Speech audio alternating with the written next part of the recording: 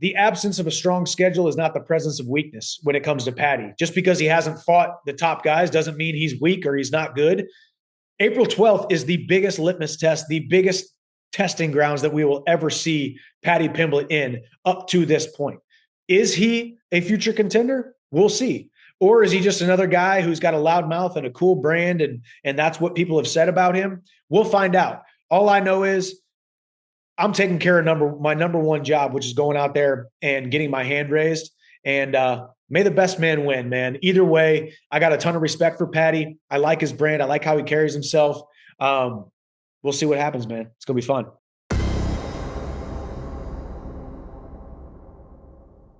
All right, everybody, UFC fans, MMA fans, heck, everybody who is involved in the sport of mixed martial arts in some way is excited because we are just days away from UFC 314 in Miami. And in the co-main event of this stacked card, 5 rounds in the toughest division in sports, a lightweight clash between Paddy the Baddy Pimblett and this man, kind enough to join me right now, Iron Michael Chandler. Another big one for you, Michael. Good to see you, man. How are you?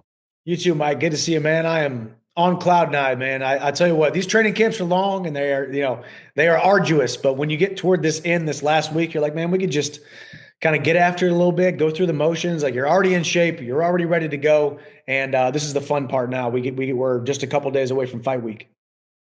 Before we get into the fight, how's the golf game? I know we've been trying to set something up for some golf content, and we're gonna do it eventually. But have you gotten to hit the links at all during the build to this fight? I have not, man. I was actually just talking to one of my buddies, Doug, this morning about, man, I'm fiending for some golf. I have not played, since last summer, maybe last I fought in November, so probably like August. So it's been a long time.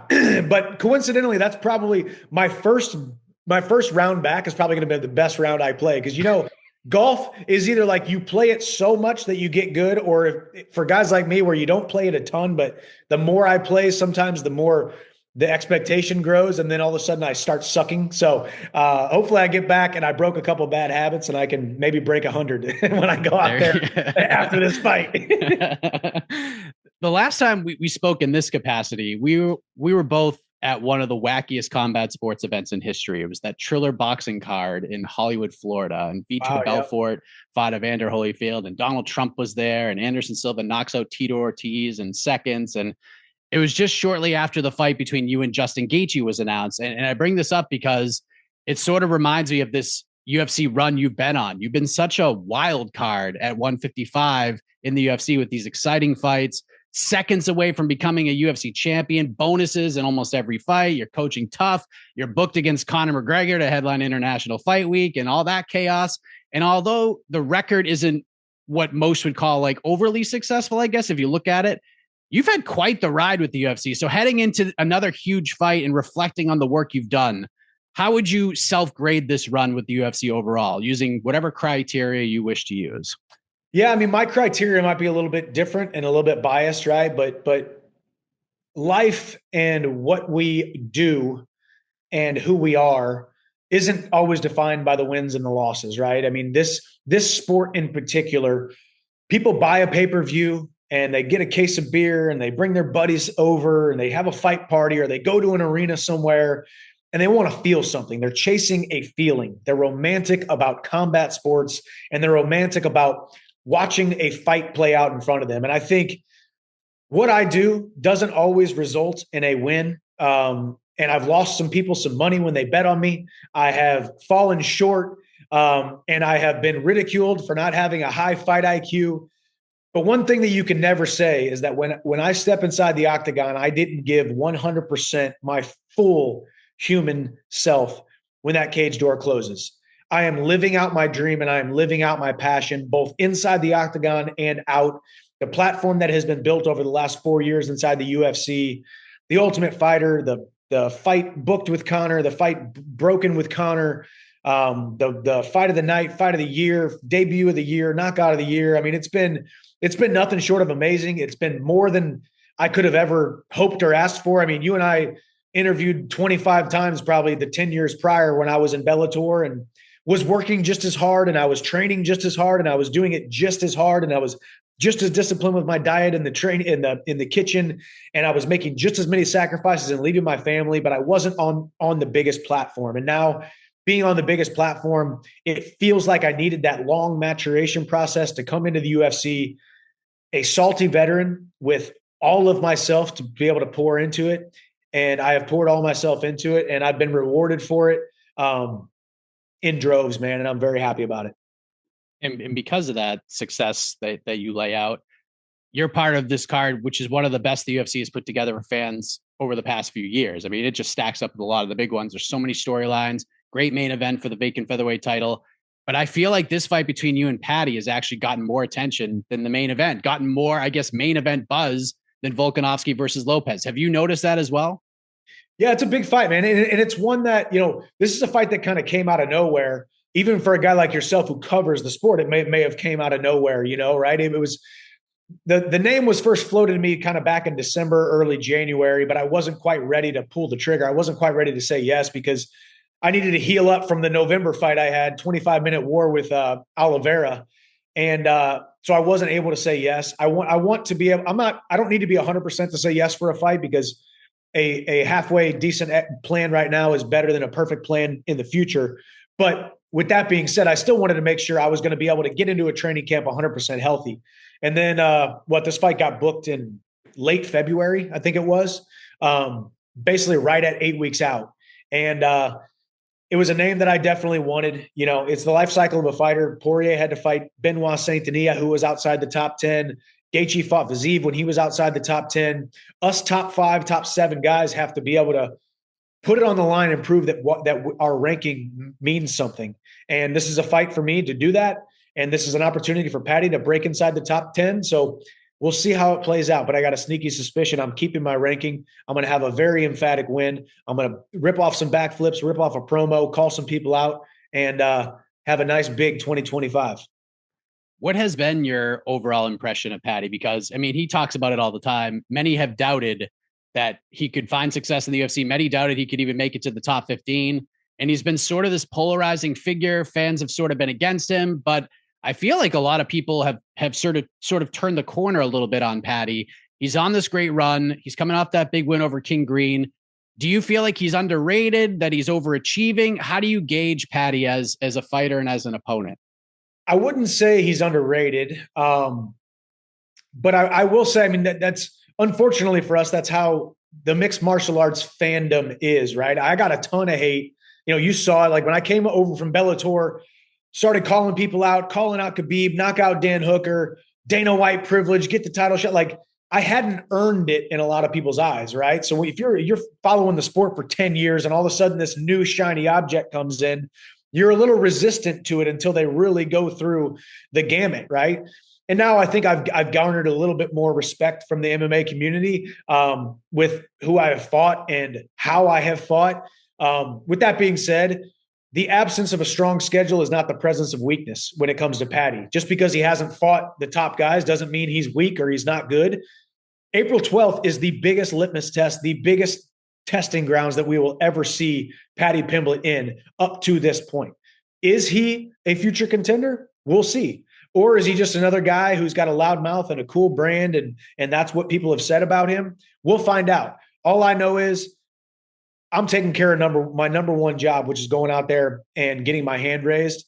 And may the best man win, man. Either way, I got a ton of respect for Paddy. I like his brand. I like how he carries himself. We'll see what happens, man. It's going to be fun. Yeah, for someone like yourself, it's nice to have someone to play off of, right? Because there's no way this fight week, the stuff between the two of you guys, and I don't think it's going to get out of hand or anything, but it's going to be fun as hell watching you and Paddy sort of go back and forth and respectfully talk about each other in somewhat ways, right? Yeah, he's got the benefit of a funny accent, like having an accent's half the freaking battle of building a big brand, man. Like if you got an accent, you don't even have to say anything. I could say, "Oh, look at this can," and people laugh. So it's like it's a little bit of a disadvantage, or I guess an unfair advantage. But man, he's not afraid to do a little trash talk, and he's also not afraid to have fun with it. I feel like he says things and doesn't take it too seriously. Like I'm kind of that way. Like That's kind of how I handled the Poirier situation. Like I would say things, but also I'm like, hey, I'm not taking this too seriously. I'm going to say this, but I'm also going to be able to sleep tonight and not like be throwing darts at a picture of you on my wall. Like I actually hate you and it's going to keep me up at night. I think Paddy and I are on the same page when it comes to our love for the sport, our love for the process, and we love to fight.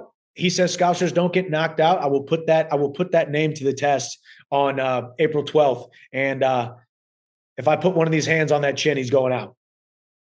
We just talked about the overall view of the fan base and how it bounces back and forth and it goes in these different directions. And I know you've been hearing it since the fight with Dustin Poirier. You brought it up. People saying that you bend the rules in fights, that you cheat a little bit in there. And Paddy was asked about it during the London Q&A, and he did an interview with the great John Anik, and he was asked about comments that Dustin made, and Paddy blames the referee for not doing his job, also saying that if you try any kind of fish hook like move, he's going to try to bite your fingers off, all this stuff. How do you react to those comments? And also just this notion that, hey, that Michael Chandler guy, he cheats in his fights. Yeah, I mean, the narrative is tough, man. People don't really know me. Like, unless you're in my inner circle, you don't know who I truly am outside of in front of the camera.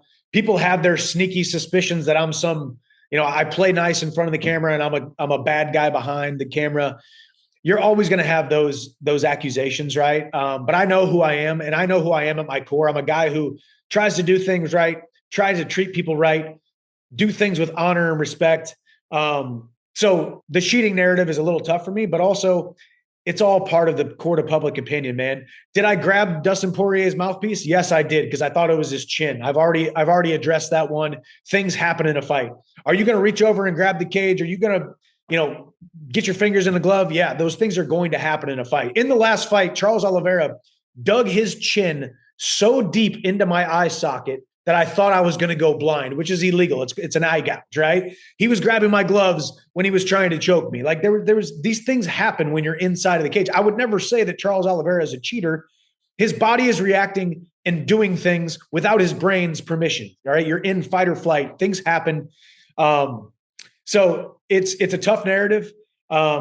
With that being said, I also respect Paddy for not making a big deal out of it. I mean, I think it's a sign of weakness when you start talking about a guy cheating.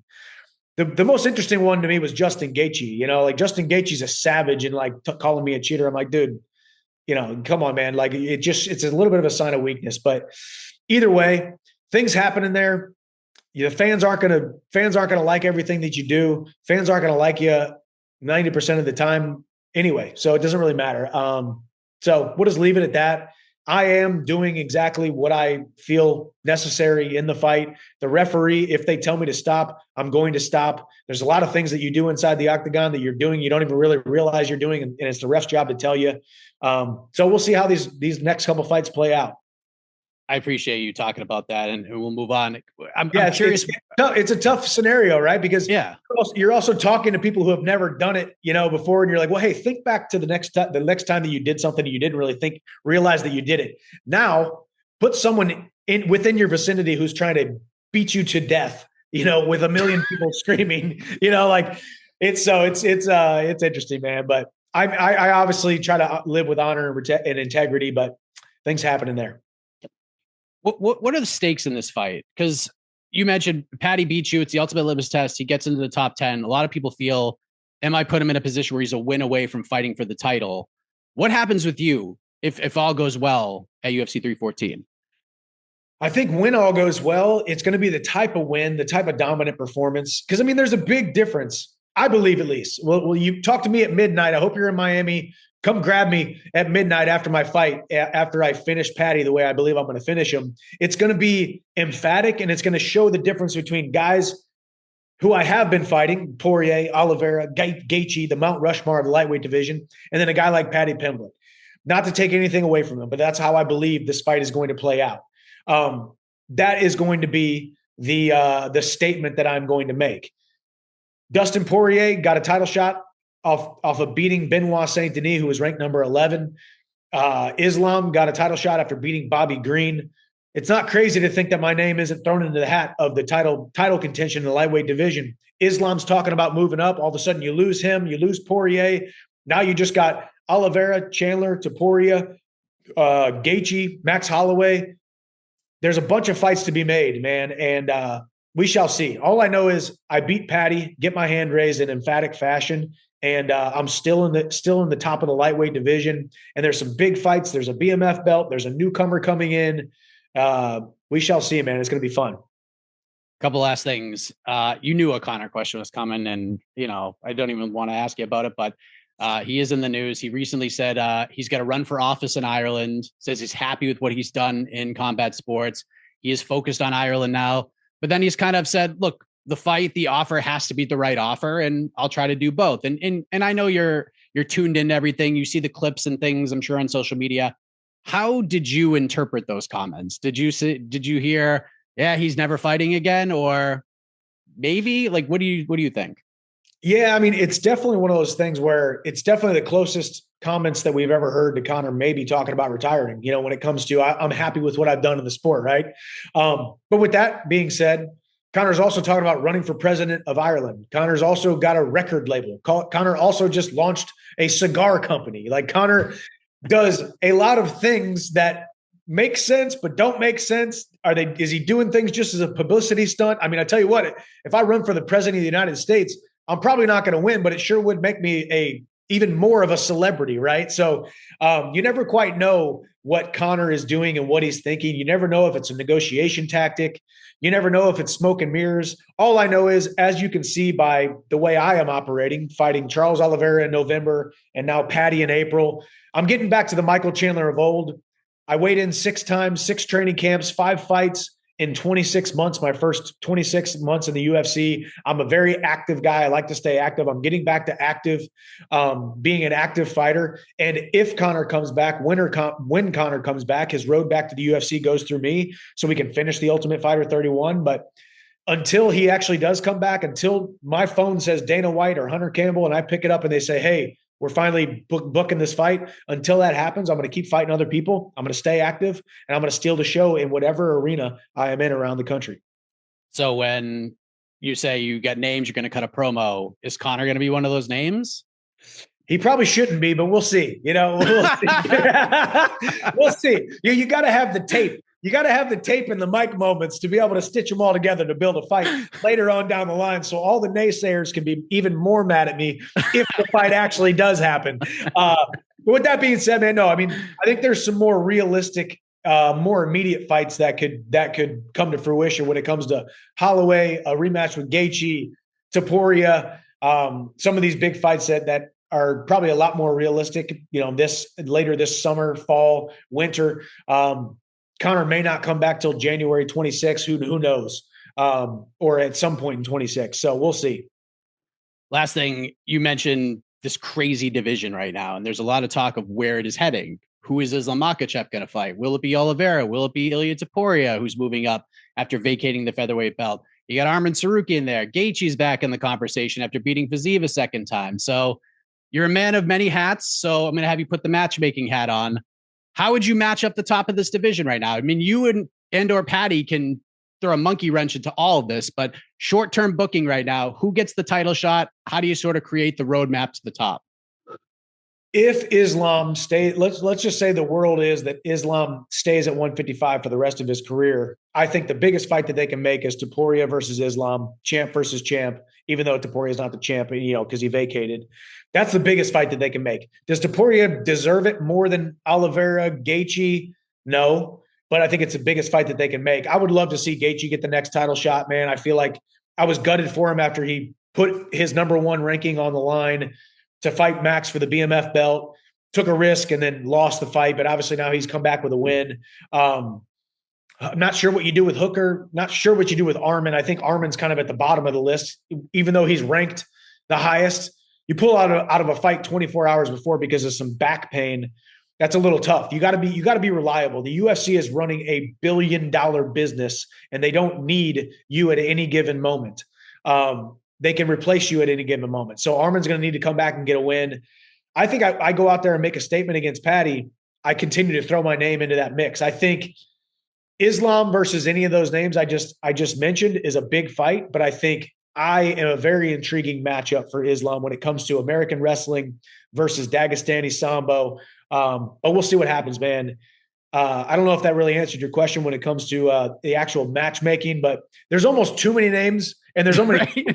almost too many names and too many matches to make that, because they all make sense, man. Every single one of them could be a main event on a pay-per-view. That's the crazy thing about it. Last thing, real quick. I know you mentioned like you and Islam is such a stylistic, interesting matchup, and it's one that you've kind of had your eye on, and maybe you were on deck. Who the hell knows at this point? But if he decides to vacate and move up to 170, and you never get the chance to fight him, will you be all right with that, or will there be a part of you that's like, man, I really wish I got to share the octagon with him at some point? Yeah, I mean, it was the same thing with Khabib. I got the same question whenever Khabib retired, right when I came into the UFC, and really, it's definitely about Khabib and it's definitely about Islam, but it's more about fighting for the title. You know, it's more about fighting for the title after a guy has fought for and then defended the title numerous times and staked his claim as the best lightweight in the world. If Islam moves up to 170, he's now a welterweight. We check him off the list, and I wish him well at 170. And then whoever wins the title at 155, they're next on my list. I think if Islam, crazy scenario is Bilal Muhammad might lose the title to Jack Della Maddalena in May, and then now Islam goes up to fight Jack next at 170. Now you're talking Poirier, Gaethje, Oliveira, one of those guys next in line for the title, for a vacant lightweight title, and then you got me who just knocked out Paddy. That's the plan. I wouldn't put it past it, man, because you want to put butts in seats. You want people to buy pay-per-views. You want the most electrifying fights that you can put on. And I don't know how much longer the UFC is going to get me to put the gloves back on and do these training camps. So they want to put me in the biggest fights they possibly can. Yep. And in today's UFC, your best ability is availability. And that's just kind of how it is right now. But Michael, always a pleasure. We have to do this golf thing. It is a mission of mine. We will get this done. But first things first, you get a big fight in Miami with Paddy Pimblett at UFC 314, and it's coming up real quick. Appreciate the time, sir. All the best to you throughout the week and in the fight itself, man. Great catching up. Yes, sir. Thanks, Mike. See you at the top.